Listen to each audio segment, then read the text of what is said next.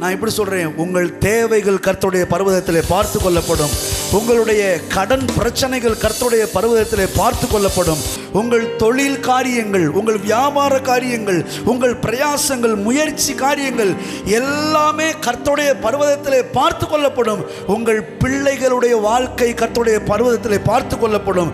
உங்கள் குடும்பத்தினுடைய முழு பொறுப்பையும் கர்த்தருடைய பர்வதத்திலே பார்த்து கொள்ளப்படும். உங்கள் எதிர்காலம் கர்த்தருடைய பர்வதத்திலே பார்த்து கொள்ளப்படும். மொத்தத்தில் கர்த்தருடைய பர்வதத்திலே எல்லாம் பார்த்து கொள்ளப்படும். அதோட அர்த்தம் தான் யெகோவா ஈரே. கர்த்தர் நம்முடைய வாழ்க்கை அனைத்தையும் பார்த்து கொள்வார். நான் சொல்றேன், இந்த தேவன் சதா காலமும் நம்முடைய தேவன் மரண பரியந்தம் நம்மை பார்த்து கொள்ளுவார். ஏன்னா அவருக்கு பெயர் யெகோவா ஈரே. எல்லாம் பார்த்து கொள்வீர், எல்லாம் பார்த்து கொள்வீர்.